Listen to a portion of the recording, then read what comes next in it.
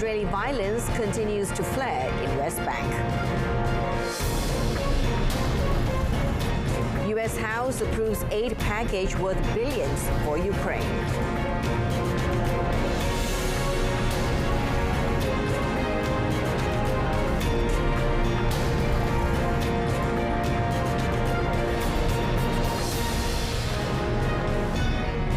Hello and good afternoon, and Salam Malaysia Madani. Thanks for joining us. I'm Jessica Lee and you're watching World Today. Israeli forces killed at least 14 Palestinians during a raid in the occupied West Bank on Saturday, while an ambulance driver was killed as he went to pick up the wounded from a separate attack by violent Jewish settlers. Israeli occupation forces began an extended raid in the early hours of Friday in the North Shams area near the flashpoint Palestinian city of Tulkarm, and were still exchanging fire with fighters well into Saturday. Israeli military vehicles, massed and bursts of gunfire were heard, while at least 3 drones were seen hovering above North Shams. The Tulkarm Brigades, which groups forces from numerous Palestinian factions, said its fighters exchanged fire with Israeli forces on Saturday. The Gaza war has overshadowed continuing violence in the West Bank, including regular army raids on Palestinians and rampages by Jewish settlers in Palestinian villages. Thousands of Palestinians have also been arrested and hundreds killed during regular operations by Israeli army and police since the start of the Gaza war. Most were stone-throwing youths and uninvolved civilians.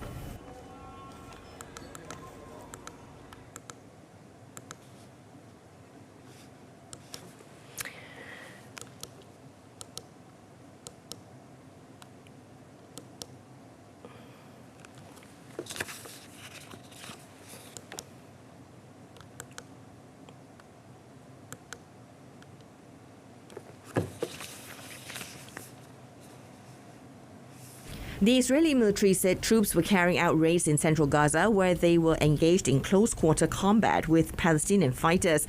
Overall, Israeli strikes in Gaza killed at least 37 Palestinians and wounded 68 over the past 24 hours. Now, fighting has continued in Gaza despite the withdrawal of most of Israel's combat forces earlier this month from southern areas. Rafah is the last Gaza area that Israeli ground forces have not entered in the war. Israeli Prime Minister Benjamin Netanyahu has faced wide international opposition to the plan to attack Rafah, where most of the population is now sheltering, having fled violence elsewhere.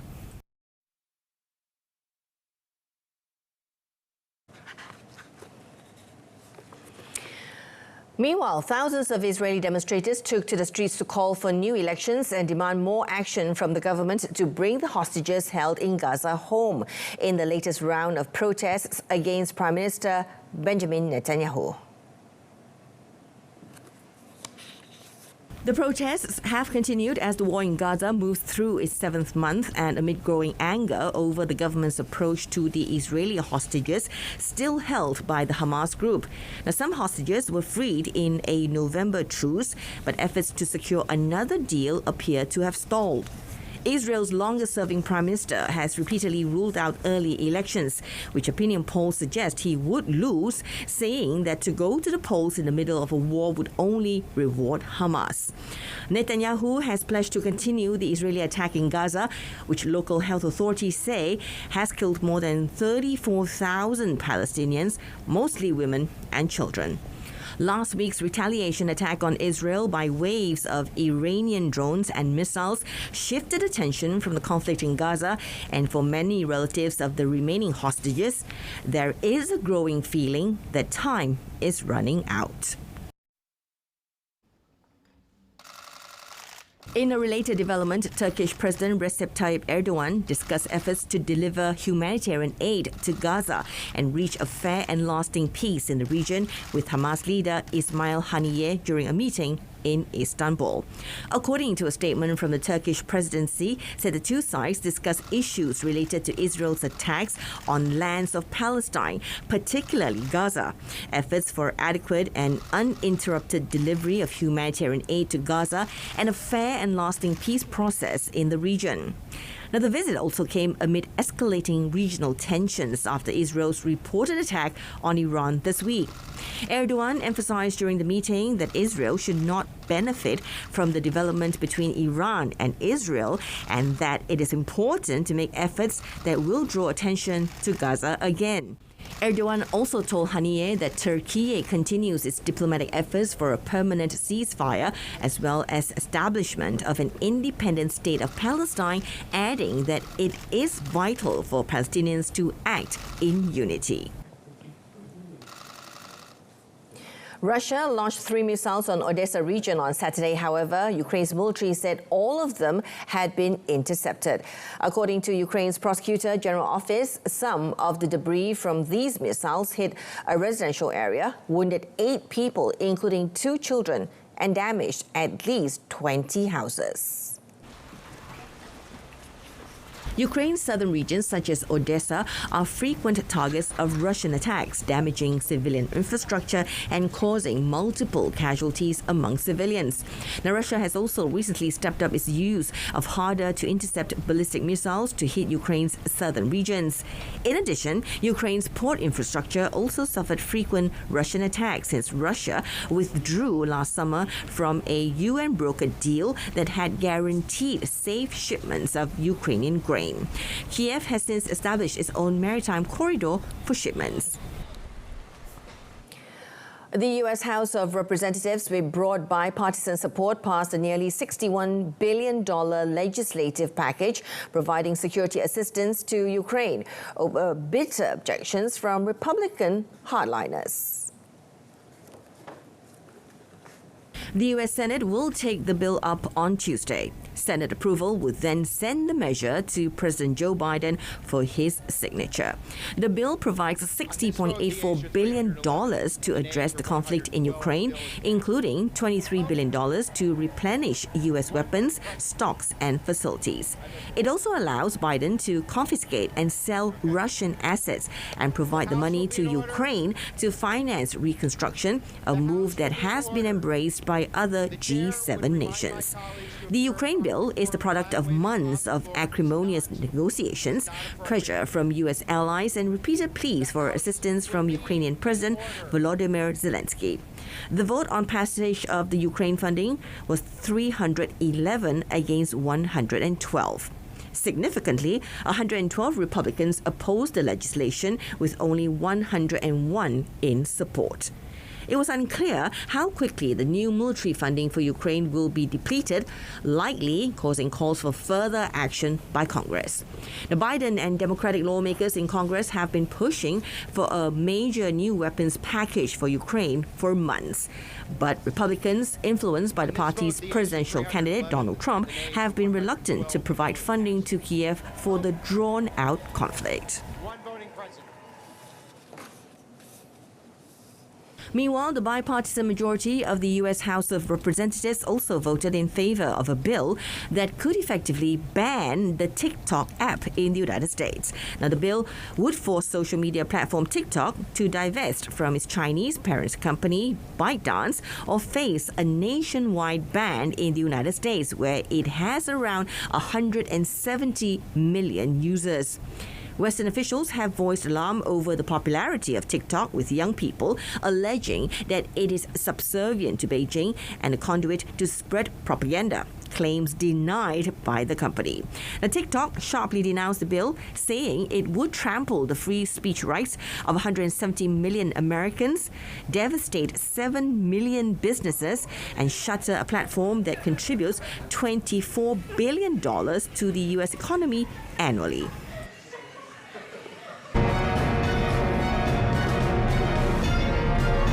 Next, 1 dead, 7 missing after 2 Japanese military helicopters crash.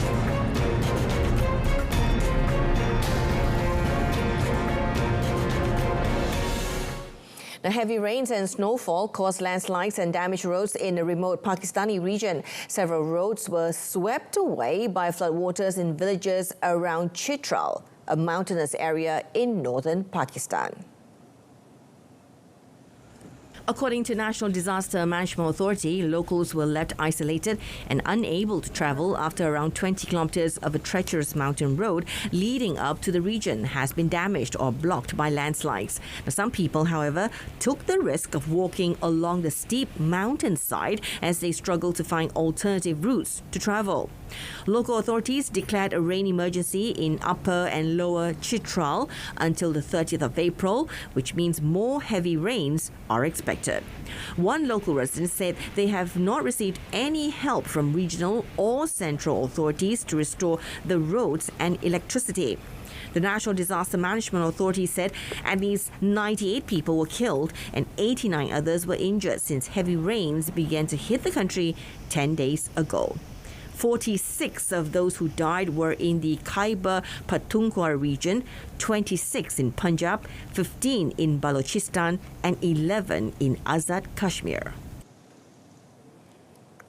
At least one died and 7 people were missing after an apparent accident overnight involving 2 Japanese military helicopters out to sea. Defense Minister Minoru Kihara said the helicopters were doing drills to counter submarines at night. 現在、海上自衛隊が現場周辺の捜索を行っていますが、機体の一部と思われるものを洋上で確認しており、当該2機は墜落したものと考えられます。 The ministry retrieved flight recorders and was analyzing the cause of the incident, including the possibility of a collision between the 2 helicopters. Communication with one chopper was lost at 10:38 p.m. local time off the island of Torishima, and 1 minute later, an emergency signal was received from the aircraft. Around 25 minutes later, at around 11:05 p.m. local time, the military realized that communication with the other aircraft was also lost in the same area. The Maritime Self-Defense Force said as there were no other aircraft or vessels in nearby waters, involvement of another country in the incident is unlikely. Now, at least 2 additional unintended substances have been found in some of Japanese drug maker Kobayashi Pharmaceuticals' dietary supplements with red yeast rice, or beni koji. The Ministry of Health, Labour and Welfare and the National Institute of Health Sciences confirmed the presence of at least 2 compounds not normally found in the supplements in an analysis of ingredient samples, adding it is not known yet whether these compounds caused any harm.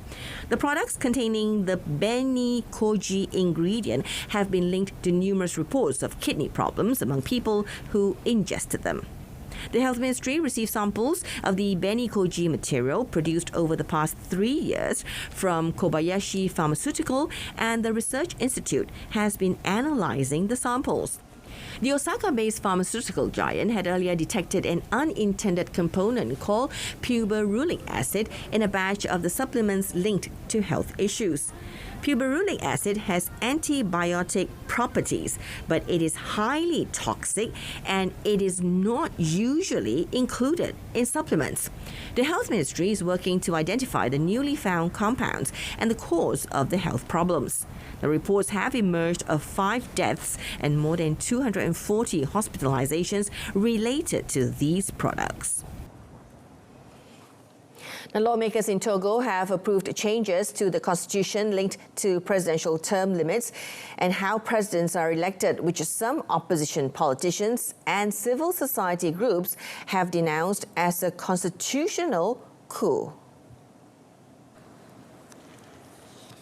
Togo's parliament had already adopted the amendments on 25th of March, but the reforms led to an opposition backlash, so President Faure Gnassingbé called for further consultations and a second parliamentary vote. The lawmakers gave final approval to the reform late on Friday, just days before the 29th of April legislative elections that had also been pushed back due to the issues around the constitutional amendments. The second reading was passed with all 87 politicians present agreeing to the new system, under which the president will no longer be elected by universal suffrage but by members of parliament. The amendments also introduce a parliamentary system of government and shorten presidential terms to 4 years from 5 with a 2-term limit. However, those opposed to the changes fear they could allow further extensions of the president's 19-year rule and his family's grip on power. Thousands of people protested in Tenerife on Saturday, calling for the Spanish island to temporarily limit tourist arrivals to stem a boom in short-term holiday rentals and hotel construction that is driving up housing costs for the locals. Demonstrators said changes must be made to the tourism industry that accounts for 35% of gross domestic product or GDP in the Canary Islands archipelago. The organizations say local authorities should temporarily limit visitor numbers to alleviate pressure on the island's environment, infrastructure and housing stock and put curbs on property purchases by foreigners. Authorities in the islands are concerned about the impact on locals. A draft law expected to pass this year, toughening the rules on short lets, follows complaints from residents priced out of the housing market. Now, foreign visitors to the Canary Islands, an archipelago of 2.2 million people, reached 13.9 million in 2023, 13.1% more than in 2022.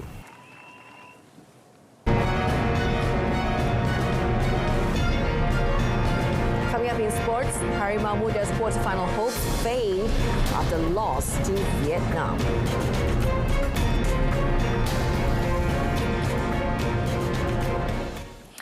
The national under-23 football squad's hopes of a quarter-final spot look slim after they lost 2-0 to Vietnam for their second straight defeat in Group D of the Asian Football Confederation, or the AFC Under-23 Asian Cup, at the Khalifa International Stadium in Doha, Qatar, last night. The Harimau Muda, under the guidance of Juan Torres Garrido, started the game aggressively as Fergus Tierney's grounder in the 3rd minute was just off target. Malaysia continued to pile on the pressure and had another good chance in the 21st minute, but Muhammad Najmuddin Akmal ballooned his shot with Vietnam goalkeeper Quan Van Chuan rooted to his spot. Malaysia were then made to pay for their profligacy when Vietnam earned a free kick in the 39th minute after Muhammad Ubaidullah Samsul Fazili was adjudged to have tugged Vo Nguyen Huang's jersey, leaving Quat Van Kang to add the finishing touch to the free kick to put Vietnam 1-0 up. Although Juan Torres made some changes after the break, Vietnam, under the tutelage of coach Hoang Antoine, continued to dominate the proceedings. Vietnam then went 2-0 up in the 60th minute when Muhammad Ubaidullah fouled Bui Vi Hao in the box, leaving Vo Huang Min Cao to convert the ensuing penalty. Now, having also lost 2-0 to Uzbekistan in their opening Group D match on Wednesday, the Harimau Muda find themselves rooted at the bottom of the group with no points after 2 matches. The holders, Manchester City, beat Chelsea 1-0 with a late Bernardo Silva goal early this morning to reach the FA Cup final after an absorbing end-to-end Wembley semi-final left the exhausted winners still chasing a domestic double. Silva side-footed home in the 84th minute after Chelsea goalkeeper George Petrovic parried a Kevin De Bruyne shot, and that was enough to edge a hard-fought affair that left Chelsea boss Mauricio Pochettino waiting for the season to end. Now, City will meet Manchester United or second-tier Coventry City, who play tonight in the showpiece game on the 25th of May. The result offered some consolation for Pep Guardiola's weary team, who were eliminated on penalties in the Champions League quarterfinals by Real Madrid in midweek. Now, City's win means they can lift another double, standing 2 points clear at the top of the Premier League, although they had to dig deep to keep their defense of the FA Cup on track. Now, Chelsea have now been eliminated from 6 of their last 8 FA Cup ties against Manchester City, including in the 3rd round last season. Let's take a look at tennis. World number 1 Iga Świątek's bid to win a 3rd successive Stuttgart Open title came to an end in an enthralling 6-3, 4-6, 6-3 semi-final loss to Elena Rybakina on Saturday. Rybakina ended Świątek's perfect record in Stuttgart by handing the Pole her first defeat in 11 matches at the tournament, and the Kazakhstani fourth seed will meet Marta Kostyuk in the final.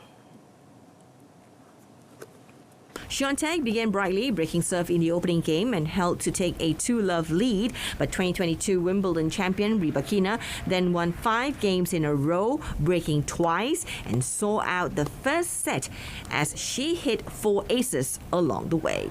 The second set went with serve for the first 9 games, with Świątek saving 2 break points in the opener and Rybakina hitting a further 4 aces before Świątek made the decisive break to take the set and force the decider. Rybakina threatened early in the third set, with Świątek saving 5 break points to hold for a 2-1 lead, but Rybakina made the breakthrough to make it 3-2 and hit another ace to save a break point and hold in the next game. At 4-2 down, Świątek rallied to serve to love and had a break point to level the set, but Rybakina held on and went on to break again to reach the final. Still in tennis, Spain's former world number 1 and Wimbledon and French Open champion Garbine Muguruza announced her retirement at a news conference yesterday, making the extended break she had announced a year ago a permanent step.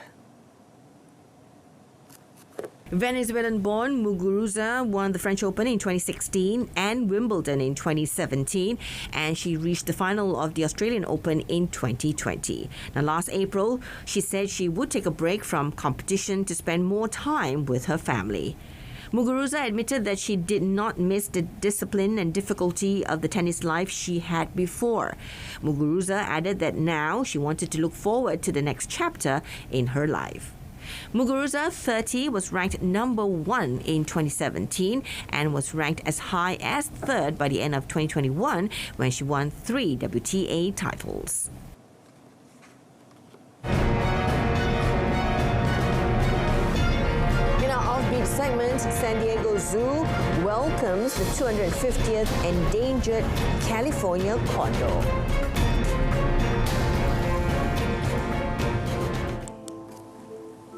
Two German schoolboys found bones the scientists say belongs to prehistoric elephants which lived outside Munich around 10 million years ago. Peter Kapustin, the father of the children who made the discovery, said the rare find, which dates back to last year and was presented on the 15th of April, gives an idea what the long-extinct animal known as Deinotheria looked like. The mammal, with a shoulder height of up to 5 meters and a weight of up to 12 tons, has its tusks coming out of its lower jaw, quite different from what people know of elephants living today. Now, following extensive excavation near the small Bavarian village of Vipersdorf in the district of Erding near Munich, a total of 120 bones were found. Initially, 9-year-old Konstantin Kapustin and his 10-year-old brother Alexander found just 1 bone.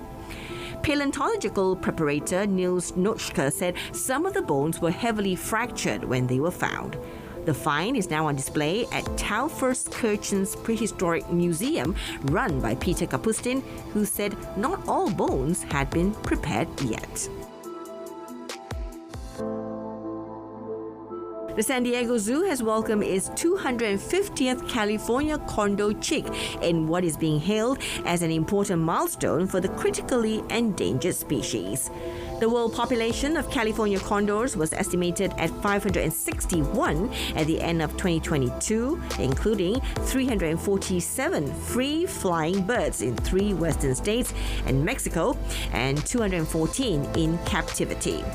Nora Willis, a senior wildlife care specialist at the San Diego Zoo Wildlife Alliance, said this hatch will be the first hatch of the season, and it is going to be the 250th chick to hatch at the San Diego Zoo Safari Park.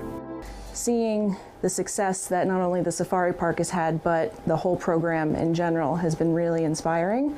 There's still a long way to go, but to be a part of that and to be involved in helping this species recover has been life-changing.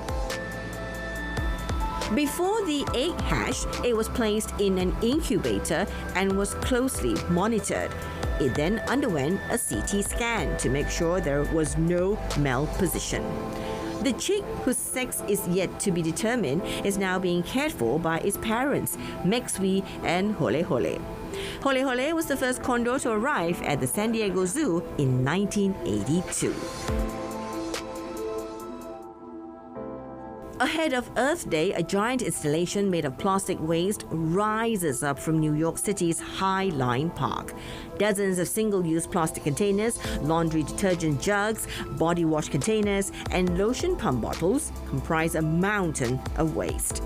The containers are spray-painted grey, and moving tentacles with large-scale mirrors emanate from the center. Artist and activist Benjamin Von Wong created the sculpture with sponsorship from cosmetics company Kiehl's to highlight the single-use plastic pollution problem and inspire behavioral change. The Greek legend of the Hydra was his inspiration. The installation, titled Single-Use Reflections, offers a remedy, as Wong said he wanted to inspire others to choose refills over rebuying. So this art installation is inspired by the Greek legend of the Hydra, which is when you cut one head off, two more spread out. And I feel like it's very emblematic of the single-use plastic problem. We think we can solve it through recycling or cleanups, but then like another problem pops up, like, oh, we're not recycling enough, oh, there's a bunch of pollution, oh, it uses a lot of energy.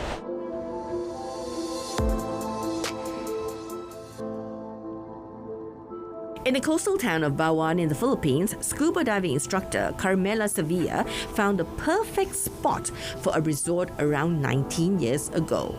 Although her resort drew in good business over the years, Sevilla also wanted to help preserve one of the main draws, its bountiful population of coral reefs. Bawan's coral population has frequently suffered from natural calamities and man-made obstructions, factors that could affect the local ecosystem as well as the tourism industry. Now, hoping to boost coral numbers in the face of these environmental threats, Sevilla devised a plan to begin planting coral nurseries for damaged coral across the coast. The nurseries, when they're created, has different kinds of corals. It has a selection of corals, and it is closely monitored. So it will actually help scientists see which corals are more resilient to climate change, and therefore they will be able to create recommendations to propagate those kinds of corals. But Sevilla says the project is not just about finding a home for orphaned coral. She also plans to store the collected coral nurseries for the future, just in case there is a need to replenish the area's coral population in the face of certain environmental threats brought on by climate change. And that concludes this edition of World Today. In our top story, more than 14 Palestinians killed as Israeli violence flares in the West Bank. From the river to the sea, Palestine will be free. I'm Jessica Lee. Thank you for watching. Have a good Sunday.